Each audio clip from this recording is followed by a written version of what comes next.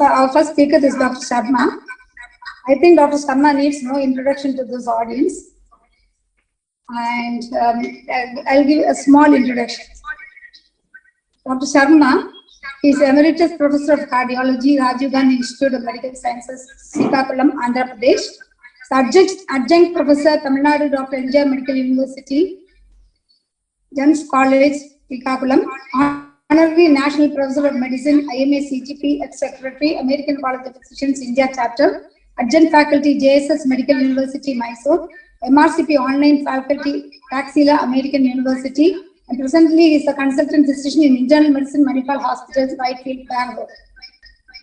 This is MBBS from Andhra Medical College, MD from Internal Medicine from Andhra Medical College, and MSc McMaster University, Hamilton. There's a lot of fellowships to his credit. FIMCA, FCGP, FRCP, FCCP, FICP, FACP, FRCP, FIMS. Undergone various trainings in various subjects, diabetes, hypertension, HIV, community medicine, clinical immunology. He has got outstanding teaching skills. He has his own CME group with more than 200 doctors and have delivered 250 plus CME talks so far. He had conducted more than 15 medical workshops in various conferences and presented an equal number of papers in multiple conferences. He delivered innumerable lectures in many universities, colleges, and conferences throughout India and abroad. Lot of honors and awards to his credit. Service-minded, he organizes free medical camps, helps orphanage and old age homes. He has special interest in religious and philosophical literature and poetry, and regularly presents spiritual talks too. To conclude, he's a multifaceted personality. Over to you, sir. He is going to give a talk on heat stroke. Thank you, sir. Clinical presentation and management. Thank you very much, Dr. Girija. So let us talk on a very important topic today, and I am thankful to the organizers of the conference, the meeting there, the CME here, and of course the Chennai Metro and the IMPAI, Indian Medical Practitioners Association, IMPAI. And then we are going to do what is called a quick overview of heat-related disorders. Dr. Girija, you can take care of admitting people who are going to come in so that I don't have to concentrate on admit, because we are very used to come late and join. This is our regular feature, but nonetheless, you please take care of it. So, why this slide? It's already Dr. Girija has... Sir, what should I do for that admit? Hello? What should I do for that? There will be, people will be joining, you just admit. They will be asking to get in. You have the right to admit them. So I can see it on the screen. I can see on the screen. There will be a prompt, so and so has come. Then you say there will be deny and admit. You admit them so that they will be able to join the talk. Okay. So that this gives me a little relief from looking at that admit screen. For example, somebody has come, Rajavarpu Lily. Can you admit her? Let us see. You admit? Yeah, I'm not getting anything on my screen. No, are you on the laptop or what? You can't get 2, 3 phones. What phone I made co-host? Only look in that. Okay, in that only I'm looking. iPad. Where you are speaking now, on that device you should be able to do mute and unmute. I mean, yes. Not admit. You are able to do it already. Yeah. Lily Rajvarpu, you admit. Let me see whether you will be able to do that. I'm not seeing anything on the screen, sir. Only I can see mute start with. Take care of it. Don't worry. I will take care of it. Let us go ahead with the talk. Okay. In case you see anything like admit, you just Sure, sir. Accept it. So again, let me get back to the science. The organization part of it is okay. Now, I'm going to give you a quick overview of very important topic of the present scenario, the summer, the heat-related disorders. Why this slide?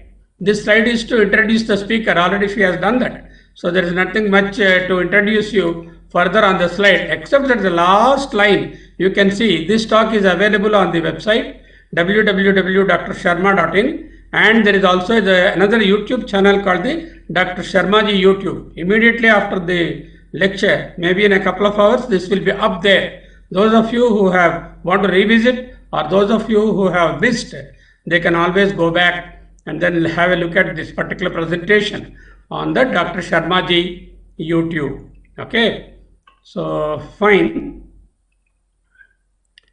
What we will talk about? What are the things that I am going to cover for today's lecture? A little about the temperature regulation, how the body regulates the temperature and keeps it in a very narrow range of 98 to 98.6 or whatever it is, and types of the heat illnesses. Heat illness is not one. Earlier we used to call heat stroke, heat exhaustion like that. Now they're all grouped under one particular entity called the HRI, which is called the heat related illnesses. HRI is the international terminology for all the heat related illnesses. Then after these HRIs, some of them are quite serious and medical emergencies. And of course, you need to tackle those medical emergencies, and that is why we will also look at the serious types of heat disorders.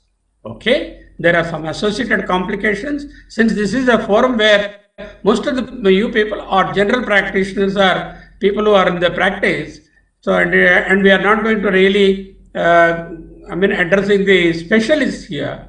So I would like to restrict my exposure to the complications a little bit and not go too much deep into that. And more importantly, who are the people at risk and who are the ones who are affected, that all of us need to know. And ultimately, not only we, the general public, whoever is there here who are non-medical people, they must know how they can prevent heat-related illnesses. So, okay, this is the outline of my presentation, and let's go further. So the heat in the body is of two types. One is called the metabolic heat. Metabolic heat means we eat food, and this food, when it is digested, automatically generates carbon dioxide, water, energy and calories. Most of the reactions in the body, the chemical reactions, organic reactions that occur are exothermic, means they generate heat. This generated heat is important for the body's function because body requires heat, and also the generated heat will be dissipated. Excess heat will be thrown out, will be removed from the body by certain specific mechanisms. The second thing is environmental heat. That is where we are now. In this summer, due to the heat in the environment, the heat tries to enter the body, and body has got a mechanism of warding off itself from the excess heat. But there is a limit beyond which it cannot do that. Then we get into the disease. That is what about the environmental heat. In temperatures like, Alaska or other northern parts of North America, the temperatures are much lower than the body temperature. Sometimes they may be sub-zero. Then the point is the body tries to prevent loss of heat from the body into the cooler environment and ward off from the hypothermia or cold associated disorders. Luckily, we are not bothered about the cold related disorders. We are only interested in the heat related disorders. Ours being a tropical country, we are in the always hot and hotter, nothing like a very cold season for us. Okay. Now, there is what is called the temperature of the body, and there is the temperature of the environment.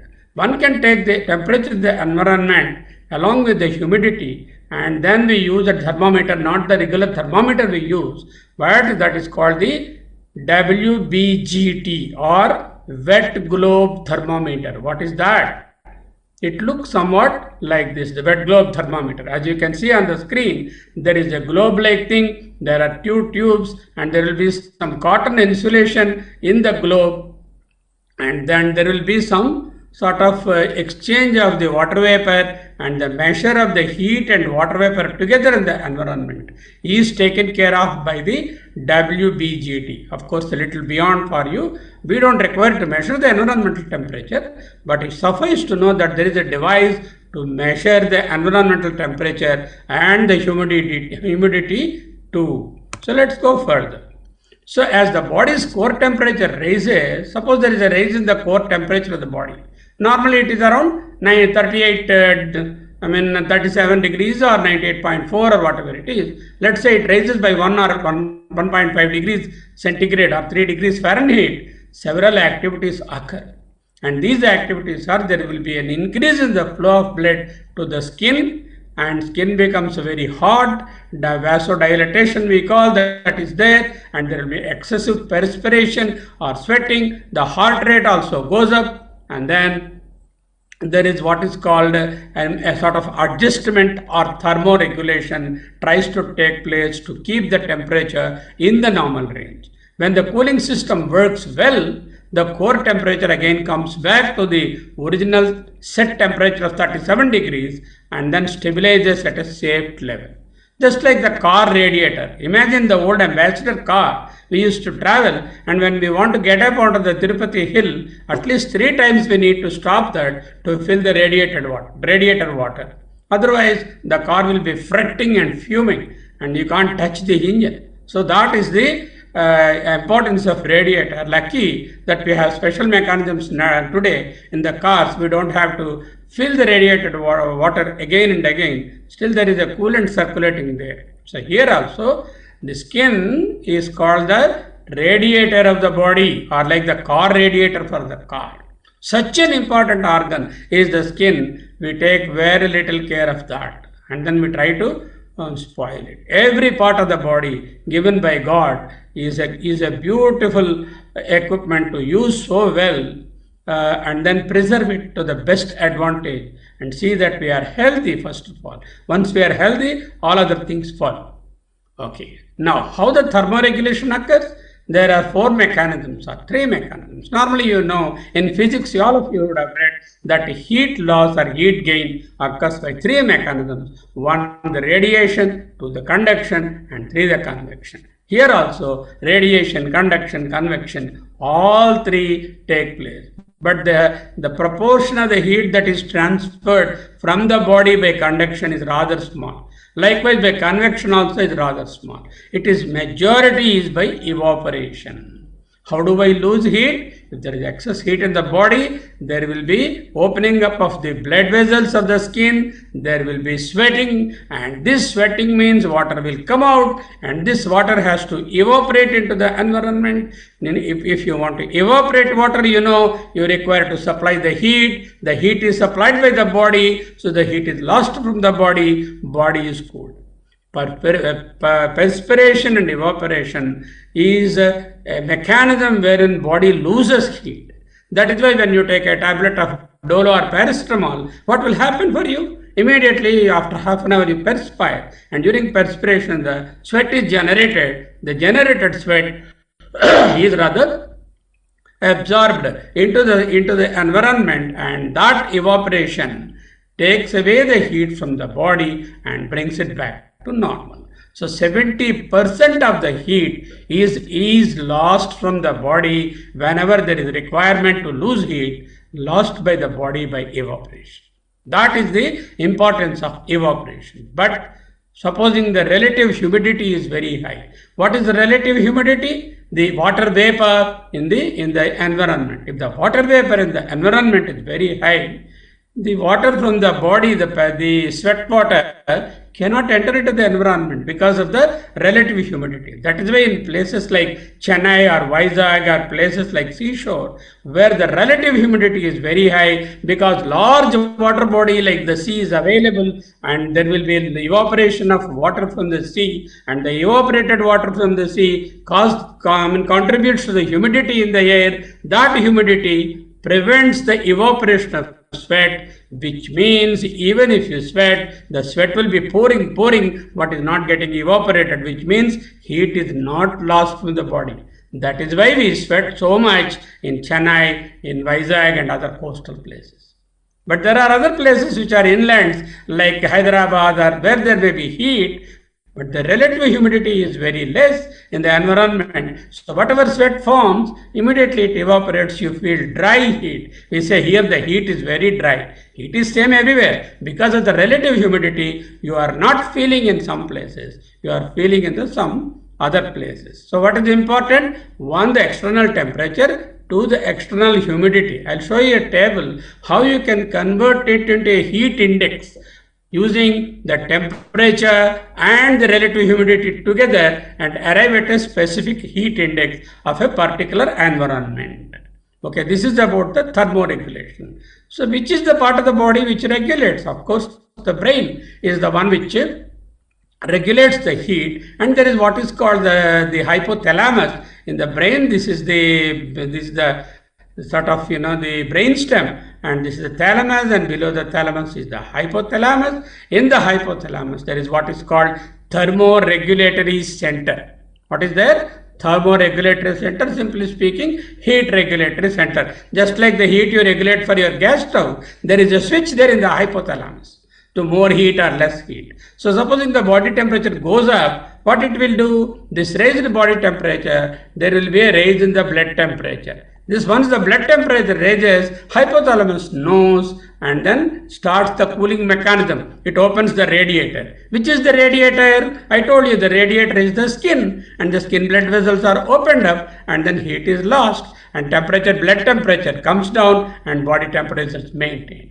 The other way around, if the blood temperature lowers because of very cold weather, hypothalamus senses that and then closes all the radiator supply. That is, it closes the blood supply to the radiator, which is your skin is the radiator, and heat is conserved and temperature is brought back and body temperature is maintained. So hypothalamus has got sensors which are called the thermoregulatory sensors, or the switches to adjust the body temperature. What is that switch? Preoptic nucleus of the anterior hypothalamus. Where is it? It is there in the anterior hypothalamus, somewhere here in the anterior hypothalamus, and then there is what is called, there are several nuclei, out of which the preoptic nucleus is the thermoregulatory center, also called the central thermostat. Okay, let's go to the next one. Look here, you see two human bodies there with the circulations inside. On the left one, you see the central part of the body, like the lungs, the heart is pumping blood, the lungs, the viscera, that is the intestines, the liver, the spleen, and then the brain. Everything is very well perfused, and most of the blood goes there, and very little, as low as 4% of the blood only comes into the skin. As you can see, the skin blood vessels are closed and not much of blood is available in the radiator to lose the heat from the skin. This is normally, we don't want to lose the heat. Whenever we have to lose the heat, what will happen? The blood flow into these peripheral vessels becomes much more, and here the blood supply is reduced relatively, and the blood flow to the skin surface will be increased to a tune of 48%. Where is 4%? Where is 48%? In fact, the skin blood flow can increase to the tune of 25 to 30 times, depending on the heat that is there in the body which needs to be lost. If there is excess heat in the body, that will be lost by opening up of the blood vessels or blood supply to the radiator, which is the skin. So it's very important for us to have light, comfortable clothing in a weather like this, which is made up of cotton. Supposing I wear a pattu saree or a coat or a suit in this environment, what will happen? My skin temperature will not be able to be matched, because the clothing should be appropriate to the environment. In winter, of course, you can wear the woolen wear, that's why they're called sweaters. What is sweater? It makes you it preserves the temperature and then prevents the perfusion, excess sweat formation, and then keeps the heat inside. Okay, now this is the thermoregulatory center, and there is a thermoreceptors in the hypothalamus. There are also sensors in the skin. Okay, and these sensors in the skin detect the environmental temperature. The thermoreceptors in the hypothalamus, they detect the temperature or detect the temperature in the blood and what is circulating.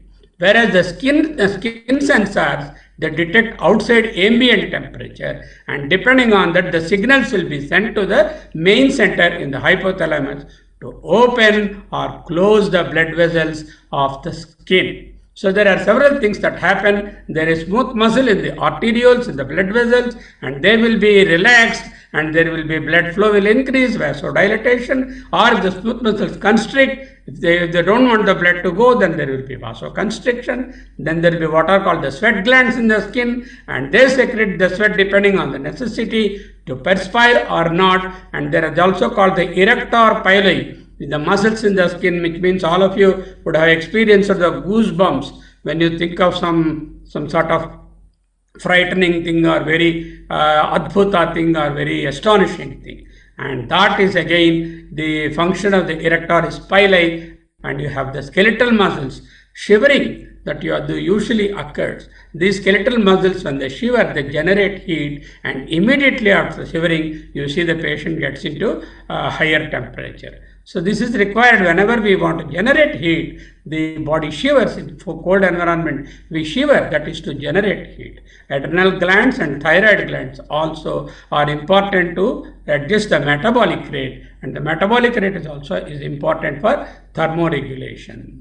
These are the main mechanisms of thermoregulation. The thermocenters and thermosensor in the central area, the hypothalamus, the thermosensors in the skin. Okay. Now, let's go further.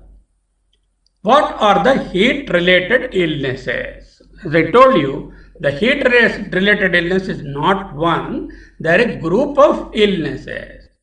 What are they? There are 5 of them are there. Some of them are very mild, some of them are very dangerous, emergency and moderate. So importantly, we have 5 disorders related to the heat. Heat rash, heat cramps, heat syncope, heat exhaustion and heat stroke. Needless to say, heat exhaustion and heat stroke, which are listed here in red color, are medical emergencies, whereas heat syncope, heat cramps and heat rash require attention, and even general lay people also should understand how they have to manage 1, 2 and 3. And 4, 5 of course are medical managements, and there is a first aid that need to be done for 4 and 5. That also can be learned by everyone. So we are going to look at the heat related illnesses after having completed the first part of our talk, which is the thermoregulation. How the body temperature is regulated, we have seen. Now what are the various heat related disorders? We have a list here, 5 of them. One by one we will go. Okay. Now we will discuss all of them during our presentation. Okay. What are the precipitating factors? Do I get heat stroke? Do I get heat syncope? Depends upon the strenuous activity outside in the hot day. Working in a hot room with no air circulation. Supposing I am working in a room, there is no air circulation, no window, AC is not functioning, even fan is also has a repair and is not working, then you can imagine what will happen. Or I am not drinking enough fluids while working. Always you must keep a bottle of water next to you wherever you are working. This bottle of water, preferably bottle of buttermilk, bottle of a fruit juice will be better rather than plain water. Drinking plain water is no good. In summertime, you must always have plain water mixed with a little salt. Can we take that? We cannot take. Plain water with salt will be salty, so plain water plus salt plus NaCl, that is sodium chloride. So I remove the plain water and have buttermilk. Okay, buttermilk plus sodium chloride or little common salt or then lime juice with salt. This is the courtesy we used to extend to everyone. Whenever somebody comes to our home, in this tropical country, we used to give them 1 tumbler of more, or what is called majjiga or buttermilk or lime juice. Today, things have changed because we want a big coffee from the West or ape from the West, where cold countries they require coffee to stimulate them and increase the temperature. We don't require coffee, but அவங்க வீட்டுக்கு போயிட்டோம், ஒரு cup coffee கூட கொடுக்கல, வெறும் butter milk தான் கொடுத்தாங்க. They will say that. So they have not given in a cup of coffee, only they have thrown some buttermilk. As the buttermilk is a useless stuff. In fact, in summer weather, the next 3-4 months, all of you make it a point, avoid caffeine containing foods throughout the day, except very early in the morning. or maybe late in the evening. During the daytime, drink buttermilk with salt or lime juice with salt. What if I am a BP patient? Reduce the salt. If you're a heart patient, keep the salt quantity down and then eat more fruits and water containing vegetables. Like, watermelon is a water containing fruit. Many water containing fruits are there. Most of the vegetables which contain water, you all know, all those water containing vegetables, they contain not only water, they contain the minerals, the salt required. Remember, the fruit salt is not sodium chloride, but it is potassium chloride, which is safe for people with blood pressure as well as heart diseases also. So people who don't have blood pressure and heart disease, they can as well take a little bit common salt and add into that, have buttermilk and water, or have lime juice and water, and that should be the courtesy. I expect all of you who have attended the meeting from today onwards until July or August, never offer coffee to anyone or never prepare coffee during the daytime. Only use buttermilk and salt or lime juice and salt. This way we can prevent heat-related illnesses. Okay? This is one thing. Working in a building where cooling system fails, this often happens. There will be a power shutdown. I am dependent on my AC. I close everything. Like my mind, I have closed my windows also. I close my mind also to others, and I close my windows. Suddenly, power outrage is there. No AC is functioning. That's it. You can imagine. Humid conditions combined with hot temperatures. This is what I am telling you. Not only the temperature in the ambient air, the humidity is also a very important factor. If there is humidity, whatever you sweat, that sweat cannot evaporate. If it cannot evaporate, you cannot lose heat. Okay. Increasing age, low levels of physical fitness, because increasing age, these mechanisms, vasodilatory mechanisms or the radiator function of the skin is rather very poor in aging population, and people who are physically not fit, who are obese, who are having other diseases like heart diseases, diabetes, chronic lung diseases like COPD, and of course obesity. Name anything in the world which is not associated with obesity, nothing is found. Every disease in the human population suffers is associated with obesity. The less we talk about that, the better, because today's population is not only educated, all right, but is becoming disproportionately obese to their age. Not acclimated. What is acclimated? So, for example, I bring a friend from Switzerland and ask him to stay in Chennai for 1 week for a particular conference. He is not acclimated. So, this acclimation is something we in Hyderabad or Chennai or Bangalore or any other Indian cities, we are acclimated to the hot environment. That means our system is tuned to some extent. We will be able to bear the onslaught of the heat to a greater extent. We will be able to bear the onslaught of the heat to a greater extent than people who are not acclimated. Then you ask me how much time it will take to acclimate. 7 to 10 days it will take for a newcomer to get acclimatized. That is what is called the acclimation to the heat conditions.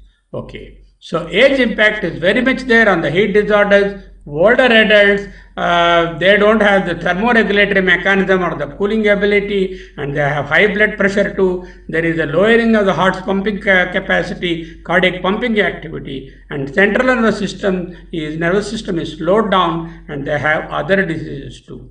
So, it's imperative we will not allow anybody over 60 to step out from 8 a.m. to 8 p.m. Anyway, Corona doesn't allow you to step out, and even in case of non-Corona situation also, during that period, it is better they don't go out and expose themselves, particularly the elderly.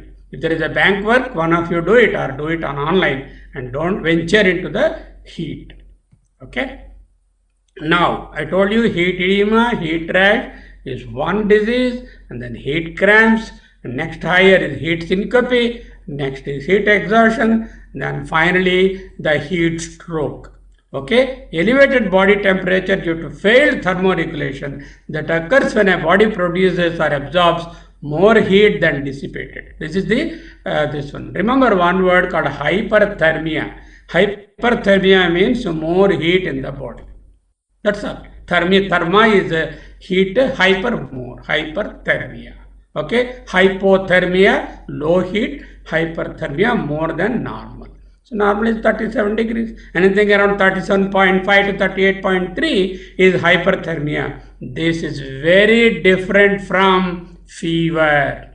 So you understand what is fever? All of you would have had fever, and our patients will tell fever means take paracetamol. Fever is because of infection, some toxin or some inflammation, some viral onslaught, the fever will come. There, the thermoregulator switch is set higher. Normally it should be 37. The fever bacterium, the toxin sets it to 38 or 39. That's why it won't come down. After paracetamol again it will go up. The switch is shifted up in fever. Whereas in hyperthermia, there is no change in the switch. The set point is the same. So, if the set point is the same, the hyperthermia, the effect are felt more because body is set to 37, but there is an increase in the temperature, and that throws a lot of challenge on the body. That is why we have to take care of the heat related disorders. The first one is the heat edema. Edema, as all of you know, is collection of fluid in the interstitial spaces, subcutaneous spaces, and pitting edema. Heat edema is the first of the 5 diseases. Pitting edema because of cutaneous vasodilatation most commonly occurs in the hands and feet. You can see the dimples there, the pitting there when somebody is having pitting edema there, and then you have also got the can last from days to weeks. This pitting edema of the heat edema can last for a week, 3 or 4 days. It will not go away quickly. Bedridden elderly people are more prone. High temperature, vasodilatation, and pitting edema are the common features of this particular heat edema. How do I treat it? Very simple. This is self-limited, resolves over days, reassurance, limb elevation. That means if the patient is like that and the legs are there, and then put a little pillow below the leg, couple of pillows there, so that the elevation of limb, and it drains the edema back. And you can use some simple bandages, not elastic stockings. Elastic stockings will not allow to perspire. You should not use elastic stockings unlike in other edemas. Here simple bandaging can be done. Avoid high temperatures, and adequate rehydration is important. Rehydration with what? Don't replace water alone. The main problem of us is when we are thirsty, we go and drink water from the fridge, which is not right. When you are thirsty, you must go and take a buttermilk, a glass of buttermilk with little salt and drink. Or lemon juice. So, at least 4 or 5 times you have to do like that in a day. Remaining times, of course, you can drink water also. So, it's very important that we don't replenish with just water, but a combination of water plus salt. Because during perspiration, both water is lost and salt also is lost. That's why the sweat will be salty. Particularly in an hot environment, the sweat will be very salty. Some of us, when the sweat drops come into our tongue, we experience the sweat is salty because of the loss of salt. So the next condition is called the heat rash. Heat rash is called miliaria rubra, also called the lichen tropicus. So the doctors, whenever somebody writes a diagnosis, a dermatologist might write lichen tropicus. Don't get confused. It is not a very big dermatological condition. Lichen tropicus means heat rash or miliaria rubra. There are 2 types. All of you might be knowing miliaria rubra is what you get the rash-like thing in summer, vercular, whatever you call in Tamil, and prickly heat. It is called prickly heat, or if you know what it is, a rash of a small red vesicles due to blockage of the sweat glands. Here, the whole thing is like, as you can see in this man, this is you don't see separate vesicles, and everything is just red and then itchy. The other one is, you can see crystalline heat rash, clear fluid filled vesicles, or this small like bubbles like thing with sweat in them, and this is also because of the blockage of the sweat glands, and lot of itching is a problem with this. Appropriate clothing, ventilation, fan, if they can afford air conditioning, cleaning of the skin to avoid bacterial infection, creams and dusting powder. These are the measures for prickly heat, and very light clothing. So particularly not exposing to heat, and then frequently cleaning the skin, very light clothing, and then when you have cotton clothing, discard all your polyesters and pattucheras and all the pattu and suits and all, not now. When the winter comes and when there is a function, we will see. Even if there is a function in summertime, go and wear a cotton dhoti or cotton shirt or cotton sari, and then go. Okay. Now, the prickly heat is a problem in children too, because they don't clean themselves very frequently unless we clean it. And the prickly heat is same in children or adults. Maculopapular pruritic erythematous rash commonly occurs in the closed areas like the armpits, like the neck and below the neck, on the back, these closed areas only, because they are they're only the sweat glands ducts are blocked. Blockage are the sweat pores by the debris from the macerated skin. Stratum corneum causes inflammation of the sweat ducts, and as a result the ducts dilate and they rupture and produce superficial vesicles, and predominant symptom is pruritus, antihistaminics, chlorhexidine, and clean loose clothing. Avoid sweating activities. Don't put a sort of a romper or something like that for the child in this weather. Give him a little little sweat, little sweat absorbing cotton shirt or a cotton small jetty like that. That's good enough for the child. The powders that we normally recommend are Dermocool, Nycil, shower to shower, zinc oxide powder, borax powder. These are all different brand names. Don't worry about the brand name. See that it contains either zinc oxide or borax.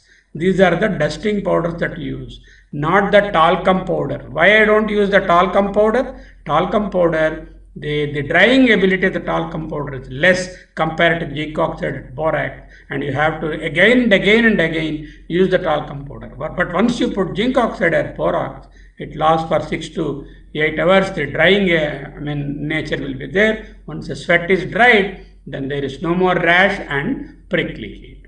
The third condition is called heat cramps.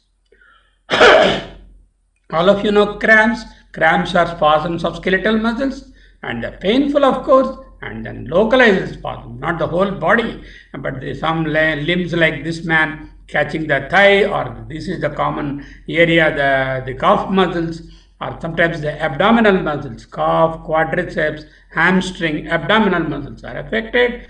And intermittent, they're relaxed and again they contract and then produce painful, involuntary, spasmodic contractions of the skeletal muscles. Why it occurs? Because of loss of sodium. These cramps are not due to water loss, but as I told you, the sweat contains both water and sodium. The loss of sodium is responsible for the heat cramps. How do I prevent it? By taking replenishment of liquids containing common salt. If somebody is a heart patient or BP patient, much of salt cannot be taken. They can take fruits or water containing vegetables in lieu of adding more salt.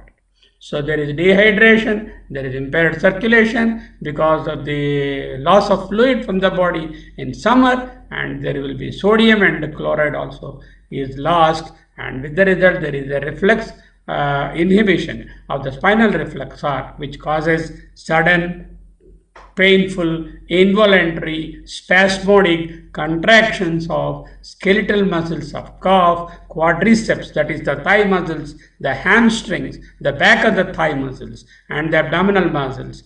And of course, it's very common in people who play in hot sun, like the footballers, the cricketers. You'll be seeing some of our cricketers in the hot sun when they're playing. They come out from the stadium into the pavilion with the heat cramps, and somebody will be carrying you. So what will be the features?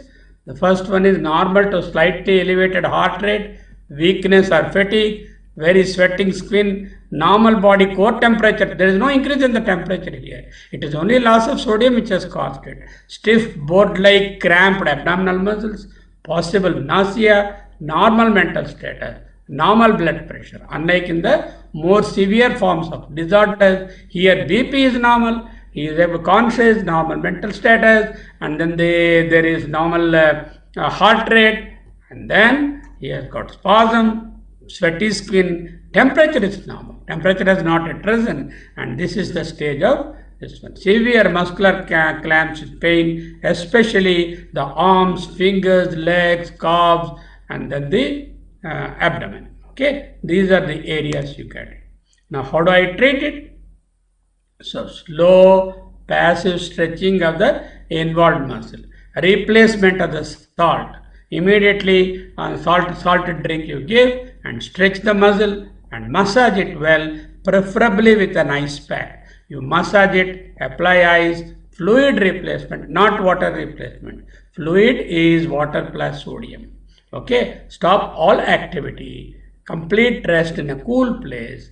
If on low sodium diet or is using diuretics or there is the cramps last for more than an hour, then he requires admission.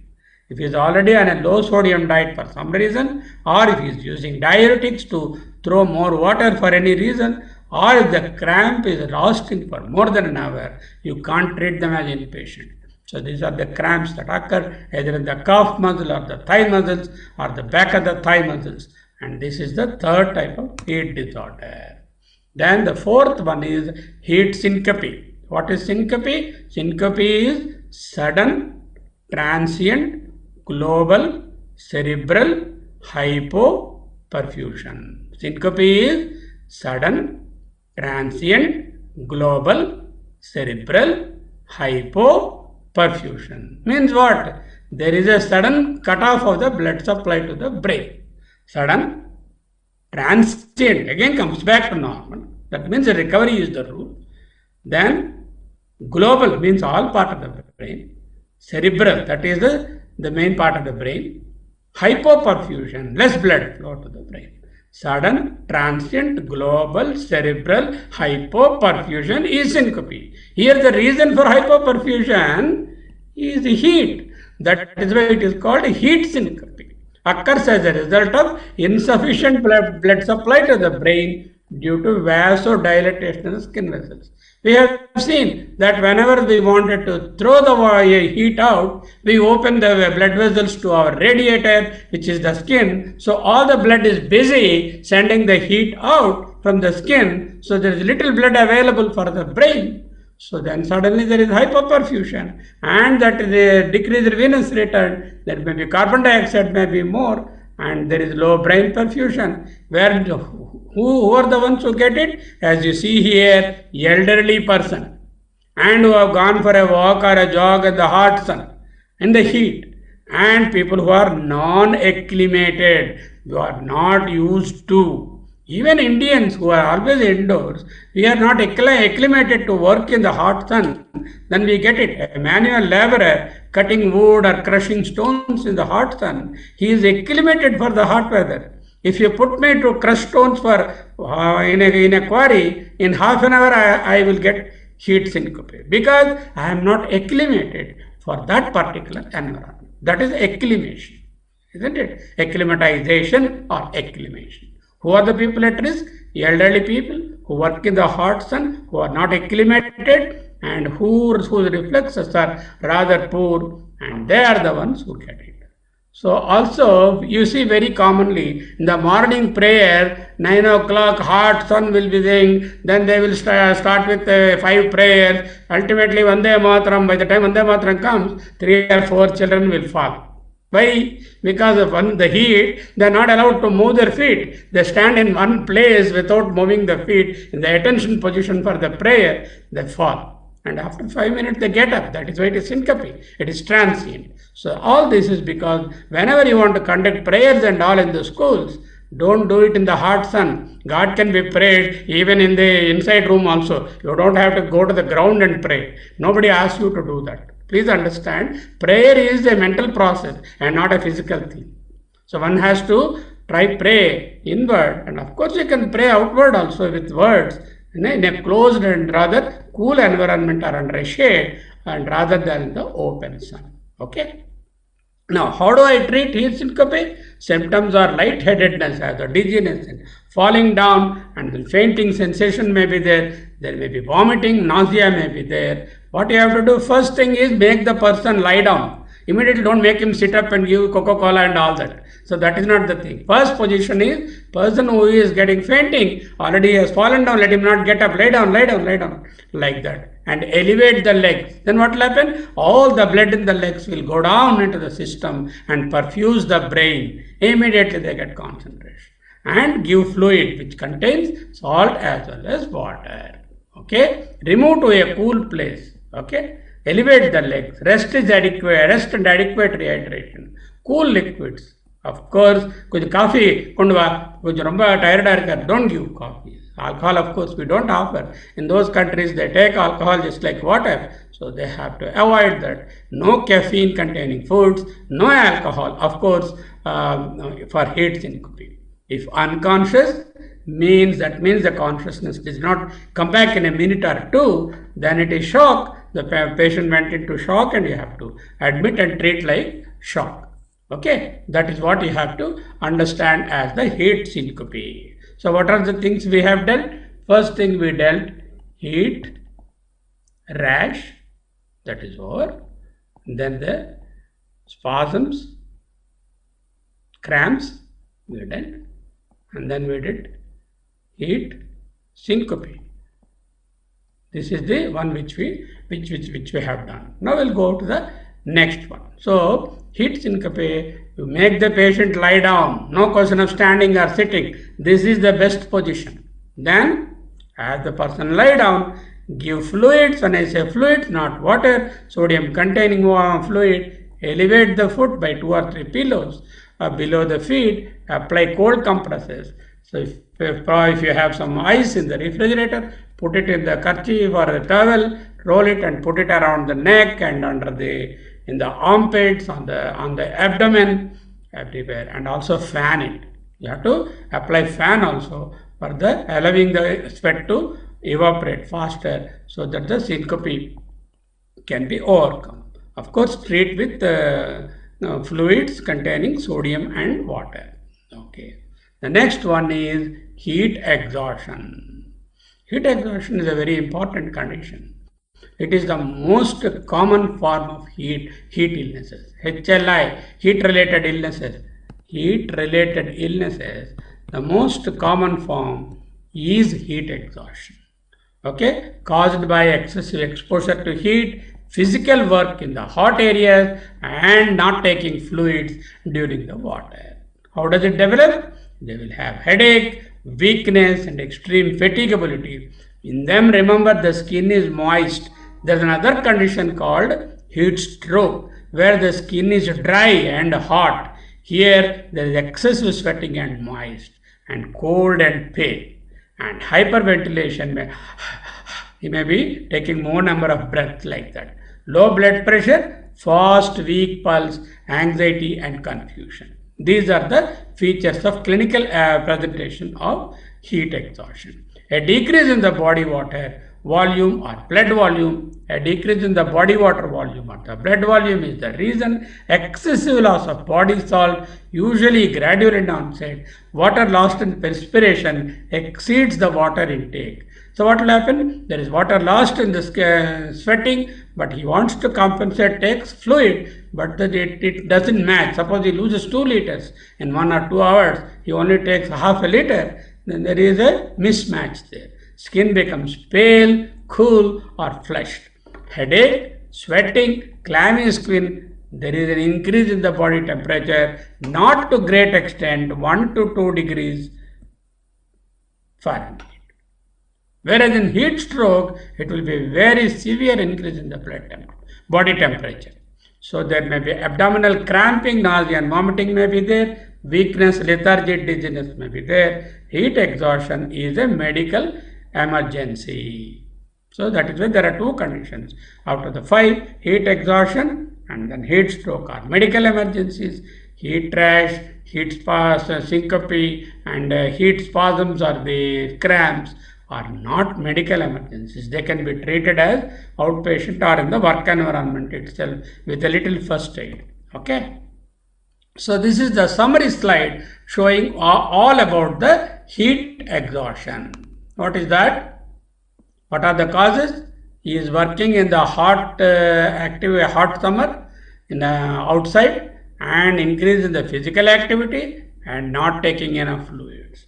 All three together. So exposure to deadly heat outside in summer environment of our tropical country, and coupled with that physical activity also, like what he is doing, trying to clean or do some sort of polishing or something like that, or lawn mowing or something like that, and then decrease in the fluid intake. How does he present? Headache, fatigue, weakness, skin is moist and sweating, unlike in case of heat stroke, which we are going to see later. Then the BP may be slightly lower, he may have syncope-like thing like the previous person, there may be slight increase in the heart rate, and then there will be anxiety and confusion. Body temperature is not more than 102. Body temperature rises all right, but not very high, unlike in the case of heat stroke. Okay, the management is salt and water replacement and rest. As simple as that. If necessary, if oral fluids are not sufficient, through the vein also one can get the fluid replacement. Okay. Now, weakness, heavy sweating, extreme weakness or fatigue, dizziness, confusion, nausea, clammy skin, moist skin. This is the most important clenching point. One person comes with heat illness, immediately touch the skin and see it is perspiring, moist and clammy, we are safe. If it is dry, hot and then red, then we are unsafe. Okay, pale or flushed complexion, muscle cramps, elevated, take the temperature. Temperature is 1 to 2 degrees only, not much here. 1 to 2 degrees increase, whereas fast and shallow breathing may be there. Heat exhaustion, as I told you, is a medical emergency, because if not treated, it will go into heat stroke. So heat exhaustion is common in people who are in the desert areas and people who work in the beach areas. Long stretches of sand will be there, no water will be available. The sand itself is very radiant heat, and you can just step in with your foot on the sand. It will be scorching heat of the sand and the heat from outside. And suppose he wears clothing like that, in a situation like that, you can imagine what cannot happen. So heat exhaustion is the body's response to excessive loss of water and salt, usually through excessive sweating. Most prone to heat exhaustion are elderly, those who have high blood pressure, those who work in the hot environment. Best thing is move to cooler location, make them lie down, loosen the clothes. Always in summer, light clothing, and clothing should be appropriate to the temperatures. Which is, we can't wear clothing of Western countries in a hot country like this in this weather. There is a marriage, so I have to wear a suit. You should not be thinking like that. Marriage may be there. Suit can be worn in that environment, not when things are going on. Is the attire important or the comfort and safety important? Understand the logic in that. Apply wet and cold towels, ice, use fan or AC, adequate oral, if necessary, intravenous fluid replacement, and don't allow him to return to work immediately until he recovers from the heat exhaustion. Then the most important part of the story is the heat stroke, where another 15 minutes we will be able to close it. Life-threatening clinical syndrome, heat regulating system is overwhelmed. Heat stroke is central nervous system failure. Its completely regulator system is overwhelmed, not able to cope. Ability to regulate temperature and to produce sweat is lost. Normally we have the ability to produce sweat and dissipate the temperature. That is lost. And remember, in athletes, this is the third most common cause of death. If an athlete is dying, the third most common cause of death is heat stroke. Heat stroke is life-threatening, the most serious of all heat-related disorders, HRIs, heat-related illnesses. And this is also called heat hyperpyrexia. When do you call hyperpyrexia? If the temperature is more than 106 degrees Fahrenheit or 41.1 degrees centigrade. That normally in any fever it will be 38, 39, 40 at the most, 102, 103, 104, not more than 106. If you see a 106 degrees Fahrenheit, then it is hyperpyrexia, could be heat hyperpyrexia. Rectal temperature is better than oral or axillary temperature. Neurological dysfunction is the rule in these people. May cause death or permanent disability if not treated, because the system is damaged in that high heat, in that temperature. Many of the enzymes are inactivated, and there will be, it is a very important medical emergency wherein there could be a permanent neurological damage. Now, skin is hot and dry, whereas in heat exhaustion it is cold and clammy, and the temperature there is not more than 1 or 2. Here it is 106. There is mild increase in the heart rate. Here there is severe increase in the heart rate. There is excessive perspiration. Here there is very little perspiration. Patient may even feel chills. Sometimes may be confused, dizzy, and slurred speech, all because of the central nervous system involvement. Seizures, that means convulsions may be there. Patient may have fits like thing. Consciousness, loss of consciousness is possible. Headache is usually a feature, and immediately call the emergency department and then shift him into the emergency. He may be put in the ICU also. Move to a cool shaded area until help arrives. Cool body with compresses, wet sheets and towels. Remove strict restrictive clothing. If water is not available, at least fan the person. Do not leave the person alone. No, I wanted to bring some Coca-Cola. I went there, in the meantime something happened. Never.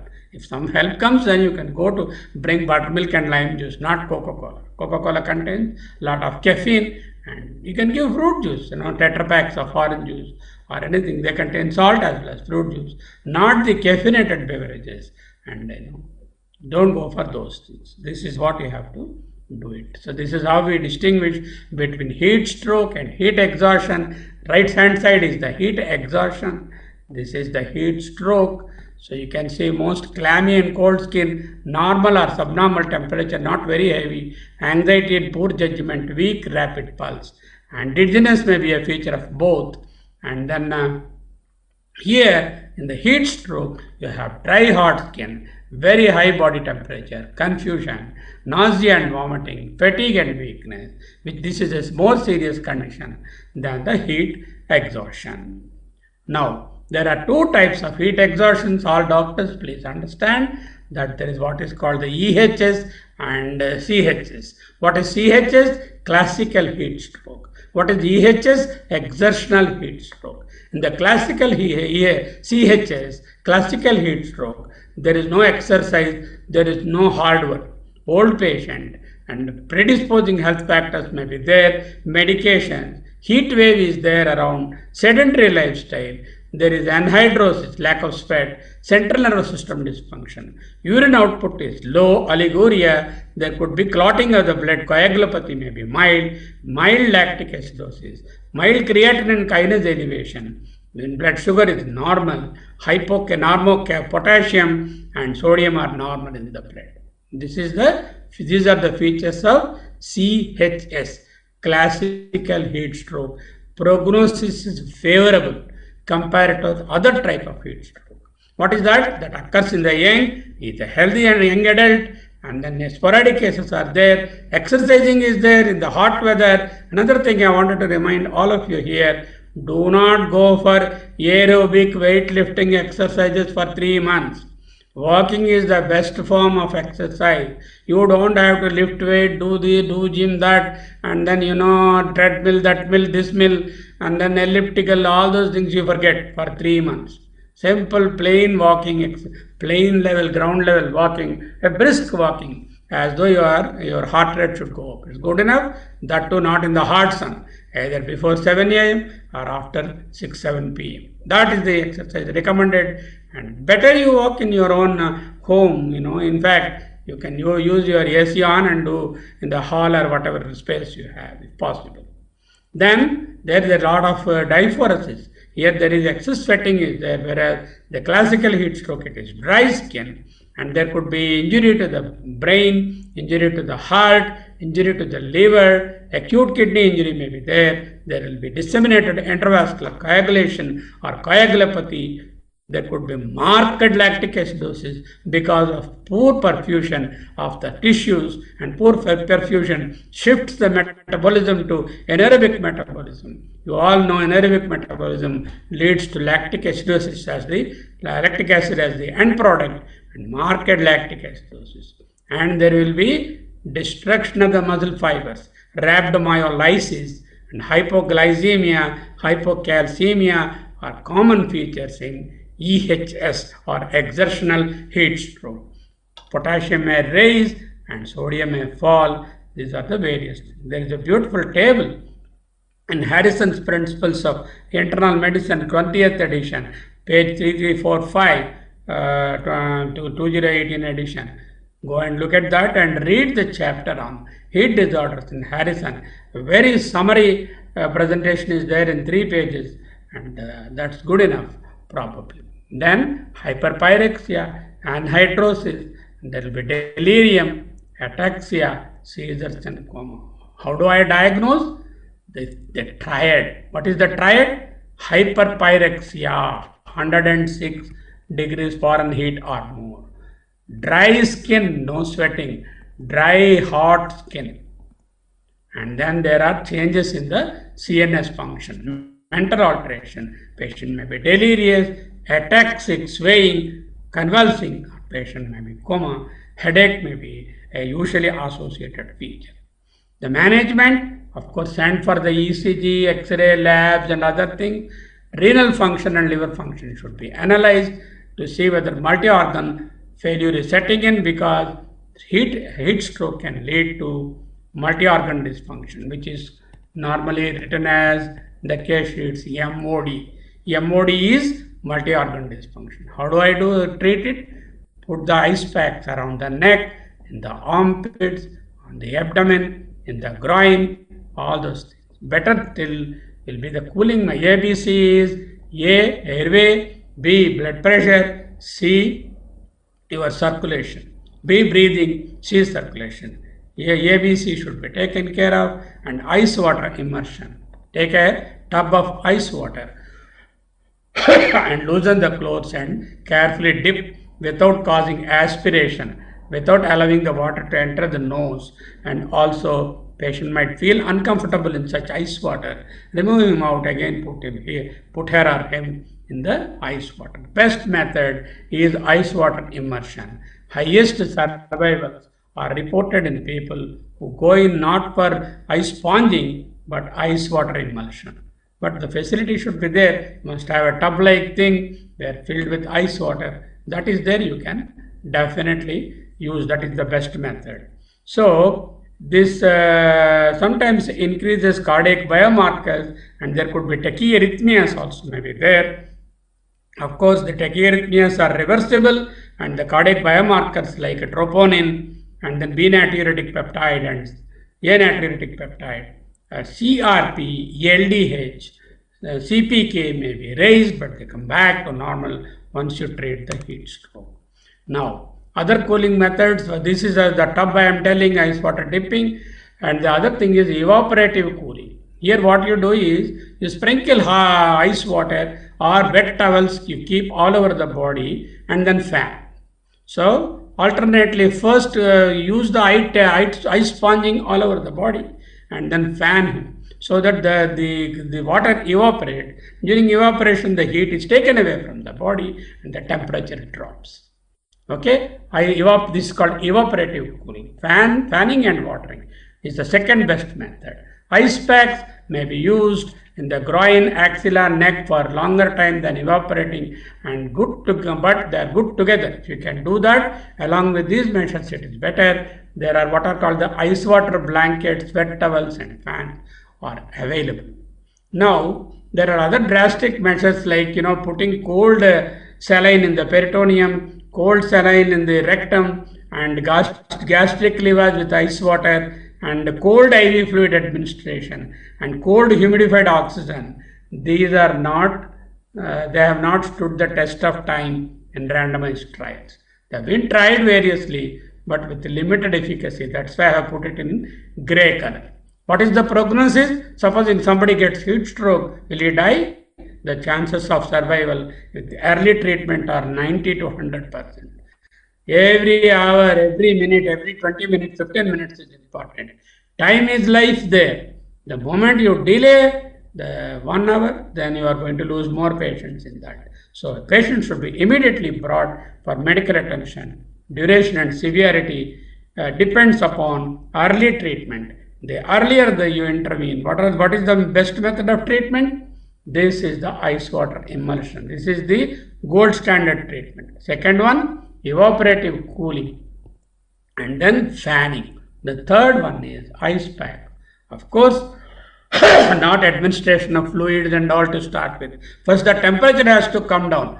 All other things will go. The patient is conscious, ask him to drink a little fluid, nothing wrong. But putting IV drip and all that is secondary. First, bringing down the temperature is very important.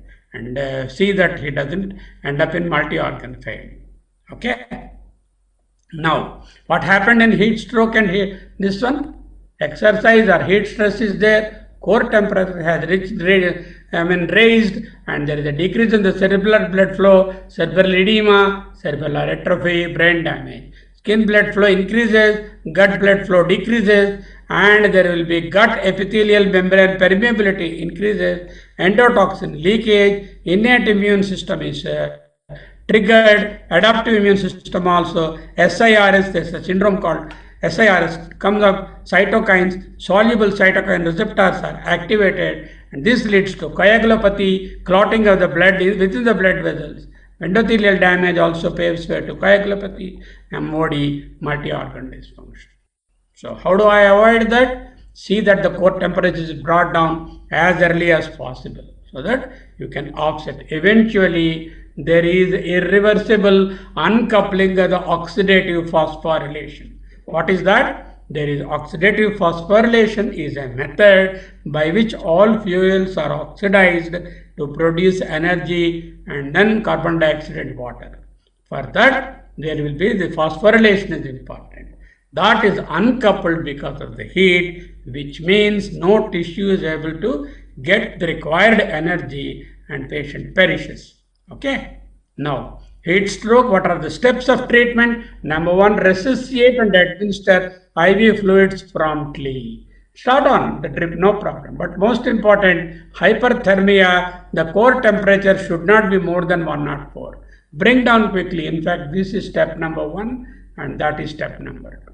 Lab and imaging evaluation to assess the liver, kidney and other organ functions and coagulopathy. Rest, cool place, core temperature maintenance. Do not go below 39.5. Don't cool him to 37. If 102, 101 temperature is okay, that is manageable. He won't die with that temperature. But don't try to bring it down too slowly to 36 or 35. That's again detrimental. Use cooling techniques, 3 cooling techniques. One is the ice tub, the other is the evaporative cooling, the third is the ice packs, which we have said. And specific management, there is a condition called malignant hyperthermia and neuroleptic malignant syndrome. Malignant hyperthermia of post-anesthetic malignant hyperthermia, which simulates heat stroke. And that has to be differentiated. Neuroleptic malignant syndromes are due to certain drugs like phenothiazine, group of drugs which produce some sort of temperature disturbances, and there will be a shooting of the temperature to high levels. And the loss of skeletal muscle, rhabdomyolysis, is a very important complication. How do I do that? Expand the intravascular fluid volume by administering mannitol and sodium bicarbonate and alkalizing the urine, and treat hypotension, multi-organ failure and seizures. This is for the posters for your waiting halls. All of you, I will give you the poster and the PDF to your this one. You get it printed and posted in your halls. So what are the heat stroke signs? Extremely high body temperature, more than 103 for them, for the general public. Red hot, dry skin, no sweating. Earlier he was sweating, suddenly sweating stopped. That means that the regulator mechanism has gone awry and it has just been not able to cope up and it has been overwhelmed. Rapid and strong pulse, vomiting and nausea, confusion and dizziness. These are the warning signs of heat stroke. Please put your poster in all your chambers or in the waiting hall preferably, so that they will be able to see and get educated and bring such patients with these symptoms to your notice. Next one, this is also a public education poster. Who are vulnerable? Senior citizens, children, and then athletes, outdoor workers, particularly women with obesity are at a higher risk, because any obesity, either man or woman, they are at a higher risk. Now, what are the signs? No sweating, dry hot skin, dizziness, headache, vomiting, unconsciousness. And pinpoint pupils, of course, general public cannot notice, but you can notice the pinpoint pupils. The differential diagnosis of pinpoint pupils are the Fontaine hemorrhage is pinpoint pupils, and hyperpyrexia is a differential diagnosis. Prevention: drink enough fluids throughout the day, no alcohol or caffeine. In these fluids means always salted buttermilk or lime juice, or I don't know whether you people are aware of the palagu. Palagu is that chaddannam with the water there. We used to have the taravani, we call in Telugu. That is the decanted water from the rice decanted water with a little bit of rice and soaked overnight and put some salt. Next morning it is taken in a tumbler without the rice, that liquid part of it. And that is really the best drink as far as the summer is concerned and heat disorders are concerned. Cool shower, limit outdoor time, not more than 1 hour or so, and that too intermittently. Do not stay in a closed car. Oh, my wife has gone to the mall, I am waiting, I will be in the car, and then close all the door. Don't sit like that. Even if the AC is on, it is not wise to sit in a closed car. Wear light protective clothing, like what we have seen. Always try use a hat also if you are going outside the hot summer, and don't think that others will think something. Wear a hat with a big rim so that you don't have the exposure directly to the sun. This is what I am talking earlier. So there is what is called a dependency of the temperature here, as you see, from 80 to 110. The temperature is listed in Fahrenheit, and the humidity is from 40 to 90. And Chennai, we have humidities of Chennai, we have humidity of around 80% or 70%, and there is a factor which is calculated using humidity and the temperature, and this is called the heat index. If the humidity is 90%, even if the temperature is 90 degrees Fahrenheit, the heat index is 121.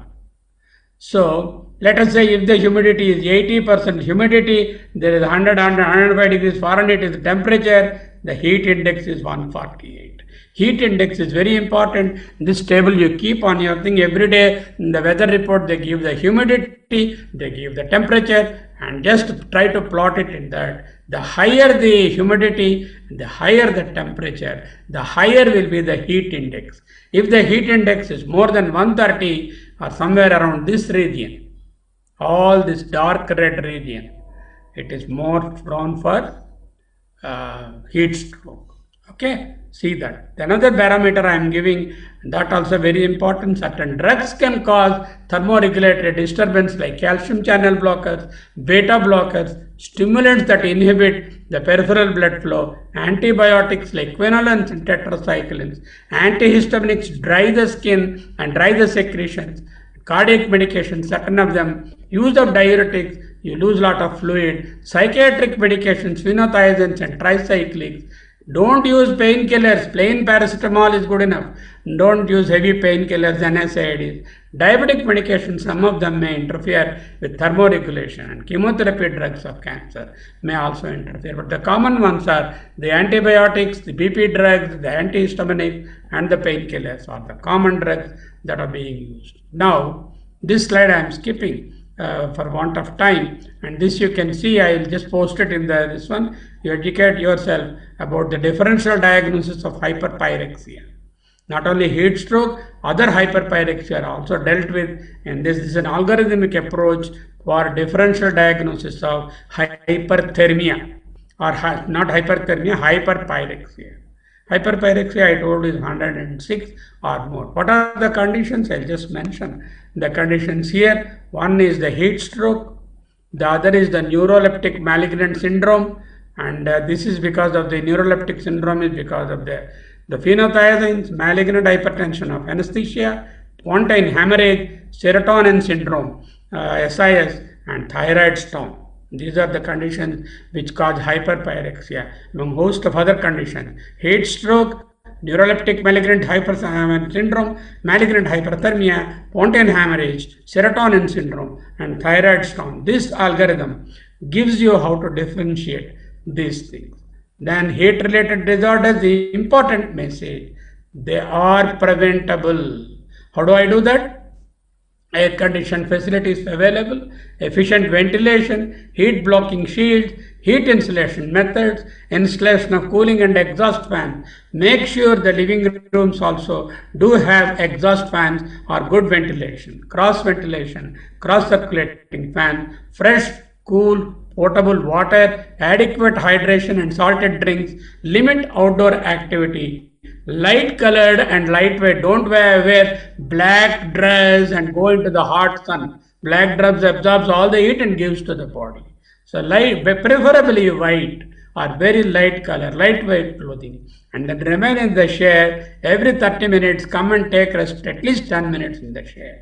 Use a hat with a rim, brimmer. That's why our workers, they use the headgear, the paga, or the what you call in Tamil, I don't know, maybe calling paga also. That is the one, and then they avoid alcohol and caffeine.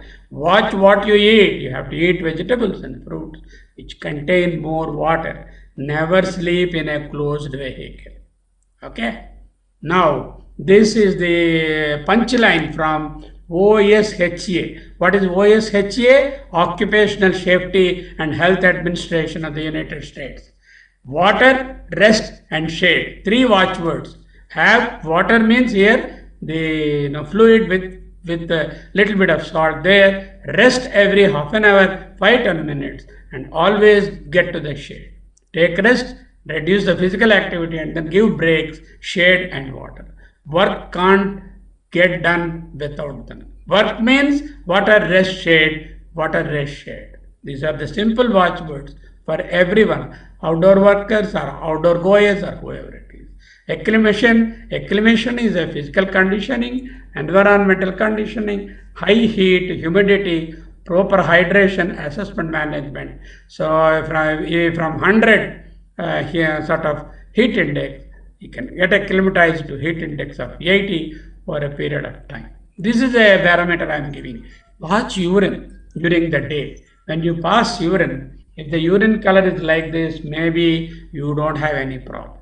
So you're well hydrated, drink water normally. If the urine color is slightly dark yellow, like that is drink little water right now.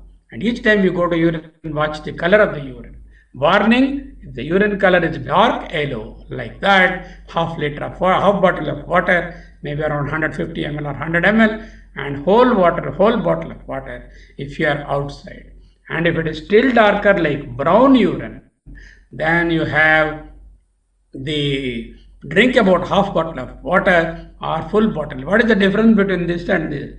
Only a warning here, then this is gone to the higher stage. And finally, if your urine is as dark as this color, means drink 2 bottles of water, 2 bottles of 150 ml, 300 ml of water immediately. If your urine is darker than this, it means it is not heat disorder. Some other disorder is there in the urine, wherein you are throwing blood or something, you need to get examined.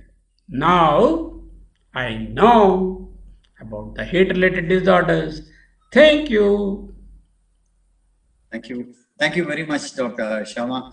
I think that was wonderful, very exhaustive lecture.